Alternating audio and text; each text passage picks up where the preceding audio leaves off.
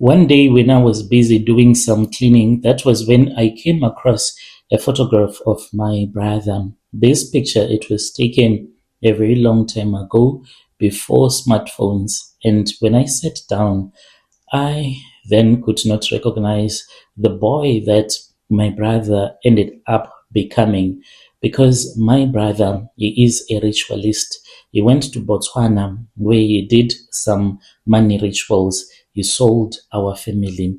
How are you, Brother Nashi? Please post my story as anonymous. I am a South African woman. I am Ndebele speaking. I need to start at the very beginning so that your viewers understand why this betrayal cuts really deep.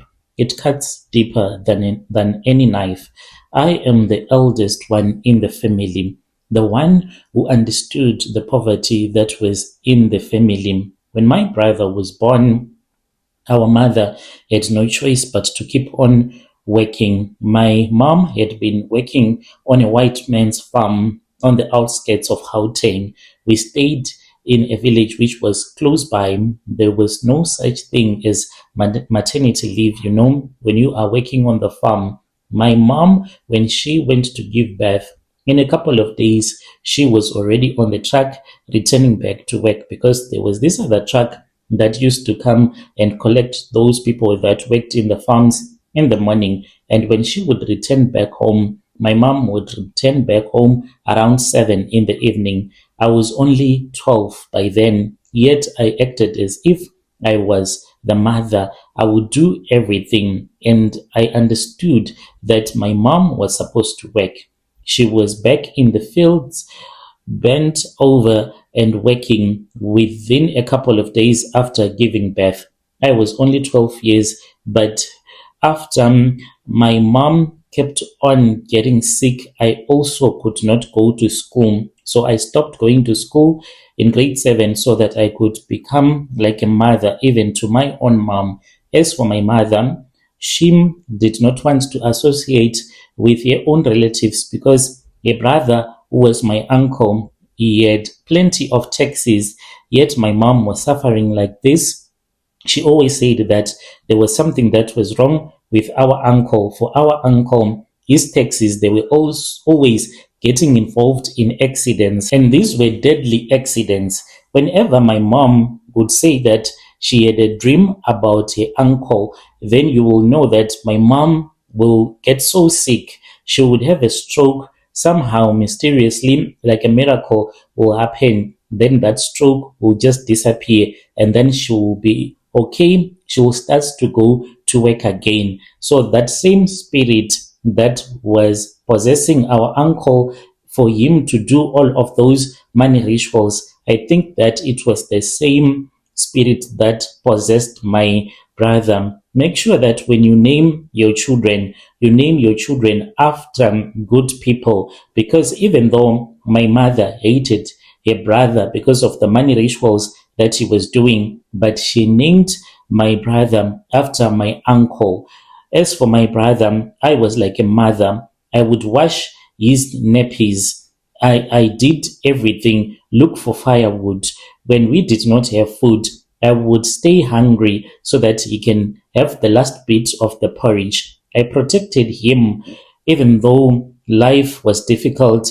I understood the situation. I became so mature at a very young age. I never had friends, never went to school after that. I only did some short courses when I started working. I loved my brother with all the love that a sister and a mother can provide.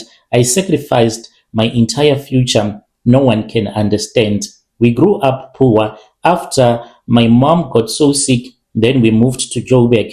We started staying with her cousin sister, who allowed us to build a shack at the back of her RDP. We shared everything. I started working at a very young age. In 2011, my brother, who had been struggling to find even a casual job, he had even worked for my uncle. And I think that my uncle, the same one whom my mom used to say that he did money rituals, when he took my brother, I think that maybe he made my brother to start to do money rituals because he once worked with him. And then my brother said that he did not want to work for my uncle anymore. It seemed as if there was something that was happening. Then in 2011, that very same year, my brother told me that he had found a job. He was going to be working for this other man who transport cattle from South Africa, going with them to Botswana, as well as stock feed that they would buy in different farms. So my brother would be gone to Botswana for about 3 months, then he would come back. My brother, when he came back in that very same year, when he started working, he spoke about him being given a bonus, and he had bought a car which was so beautiful. I don't know how else can I explain the way that this car was so beautiful. He started wearing suits. He looked so sharp, and my mother just died after my brother had started a business. And we were blinded by the money. We did not ask any questions. We thought that maybe the ancestors, they were now going to be smiling at us. You know, when your own brother is now wealthy, you think that life is going to be good like forever. That is what I thought. But I did not know that my brother, he was a money ritualist. It seemed so wrong. There were days when I would have dreams when I would be sleeping with my own brother. I did not understand what was happening with me. When I would wake up after having such a weird dream of me sleeping with my brother, I would see a man that would enter in the bedroom where I will be, and then I would just hear someone calling out my name as if there would be someone that will be in the ceiling. This happened a lot when we were staying in Centon. And then I moved out of my brother's apartment where he was staying before he had started buying houses.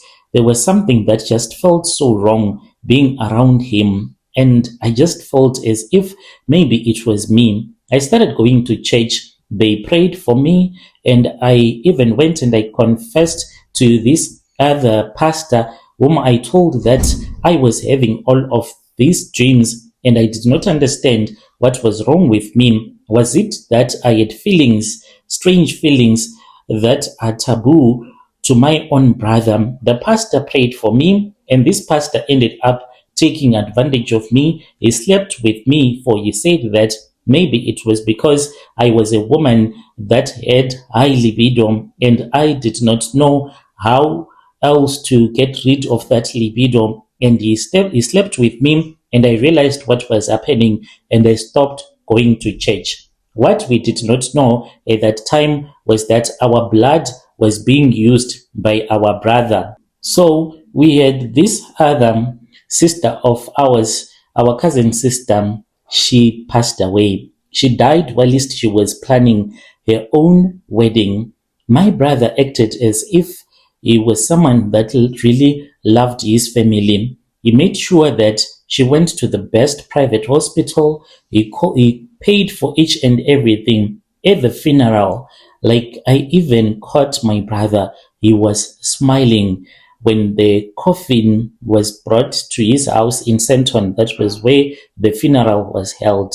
It was quite surprising that my brother can be smiling when our cousin sister's coffin had been brought to his house. He was the one that requested that the funeral was not supposed to happen in the location. So we went to his house. He even had a Nigerian pastor who was there. He even had a little sermon, and there were other Nigerians that were there, a lot of people that we did not know. So after the funeral, we went and we buried my sister. Then I started to have a dream. In my dream, what I saw was a calendar, but this calendar, it had a logo of a funeral parlor, as if it was a calendar of death. I started to realize that each and every time when he was awarded a new tender, when he bought a property, then there was someone in the family that always died. Like the time when my sister was 28, when she passed away, This was after he had bought a house in Senton. All this while, he had been renting in Senton. And the most twisted part about it, Nashi, is what this guy does. It really is painful. I wish that the law can be changed so that they can recognize that witchcraft is for real. Do you know this thing of public protection? Because he is now wealthy and he can do whatever that he wants. He has put each and every surviving relative under a security detail. He tells the police that since he is very rich and we are trying to get his money. I once went to his house and then I was surprised because I saw that there was a police van that came, and then they told me that these men had reported that I should never get close to his house. What was I doing close to the estate where he stays? I was taken to the police station. He came, he did not even speak with me, and then he paid the bill for me. And he told me that there was someone that was going to come and fetch me. I said no. This man, he is always afraid of being in the same room with any of his blood relatives. I am not even allowed to get close even 1 meter to my own blood brother, a man that is all grown up now, but who was a baby that I used to carry on my back at all the times. So that is what he did. He has this public protection that he sought from the police because he said that his relatives, they want to kill him, and after we would have killed him, we are going to take his wealth. He lives in a very beautiful house. When you enter into his house, everywhere you look, there is Italian marbles and gold-plated taps as if it is Dubai. He has a very beautiful house, but he just lives alone, no wife, no children, nothing. And his friends, they are Nigerians. And these Nigerians, when they go out with him, I heard that they go out in groups. He once dated a woman who was the ex when they were still in high school. So she came to me and then she said, I'm so excited because your brother is now communicating with me. I even warned her and I said, please do not continue dating my brother because there is a reason as to why he wants to date you. Do you think that in Senton there are no other rich women that are born in rich families? Why does he want to come to the location where we are poor and then he wants to date you after so many years? Isn't it that he cheated on you with your own sister? Why now? And then she thought that maybe I was being the jealousy sister-in-law. So she went ahead and she started dating my brother. She dated my brother for only about 2 months. She came back to me. She was crying. I asked her what was wrong. And then she told me that my brother was traveling around with these Nigerians, and there was a Nigerian guy that had suggested that they should have like an orgy where there were 7 men and she was the only woman that was in the room, which meant that those men wanted to sleep with him. But in that room where they were at a house in Bramfontein, this house, he said it was so strange. It had no furniture except for a table and a couch in the lounge where they were busy having a party. But he said that there was money everywhere. And these men, they acted as if they were doing some business dealings. And she did not want that. And my brother got so mad at her and started accusing him of cheating. Yet he was taking care of her. It was very strange. So my brother, that is what has been happening. Nashi, I am crying as I am typing this because I have realized that our lives, they are not our own. Our brother has already sold our souls to the devil. And my brother, even if he is not in the same room with you, but once you start to think about him, you can even feel that he is in the room with you. This has happened countless times. He even wanted to give me a bank card, which he said that you can use this bank card to pay for your bills, but I refused. As I am speaking with you right now, I do not have a child, and those dreams of me having sexual intercourse with my brother, those dreams, they are still coming to me, and there is no man that wants to be with me, wants to marry me. A man will just sleep with me one night.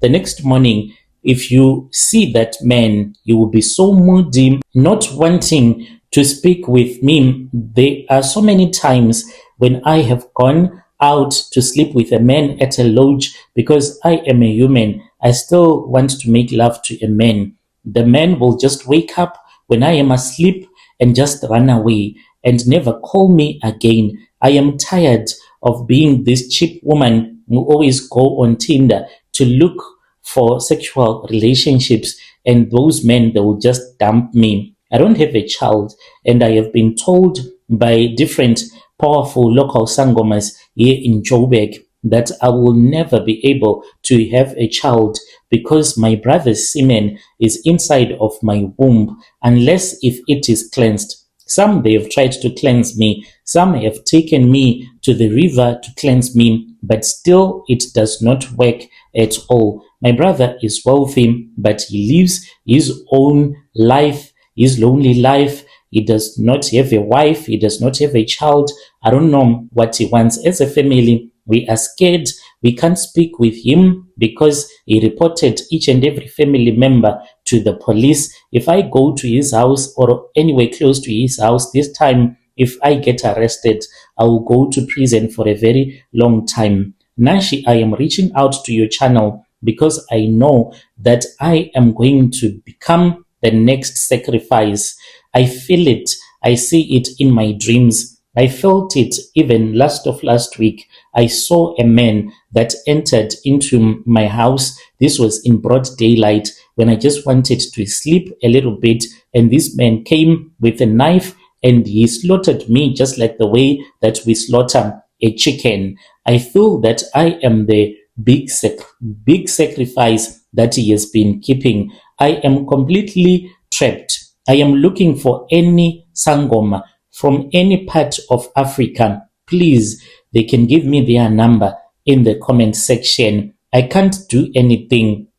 I am under this public protection thing. I cannot go to the police. I cannot even go anywhere. And this man, he has a lot of people that he works with. He has a lot of bodyguards. You can go out, just going to the shops, you will see that there will be people that will be following you. Even some of my uncles, they called me and they told me that they also have weird people that always follow them around. We once found a sangoma who is also Ndebele speaking. This sangoma, he wanted to assist us, but he first wanted money so that he can go to Zim and then they can strengthen him, for he had been going to Zim whenever he has someone or people or any family that he wants to assist. That is where his powers come from. And he told us that the money that was needed, it was 9,000 rands. We had the money. We gave him money. This was not a scam. When we returned back to his shrine, because he had said, you need to come with your clothes, these same clothes that you have been wearing, go back to your houses. For the next 4 days, you go to sleep wearing those clothes. You do not bath. You do not do anything until the 4 days. So after 4 days, we returned back to his shrine. When we got there, he said, this is your money. I do not need your money to go to Zim. Even if I go to Zim, I am not going to be strengthened so that I can assist you. Deal with your brother. I cannot be the one to stand in the line of fire. When we were walking out, one of the niece to that sangoma ran to us and she apologized for everything that had happened. But she told us that the sangoma had been visited by 2 men in an unmarked vehicle and they threatened to shoot him if he was going to continue helping us. So this is where we are right now.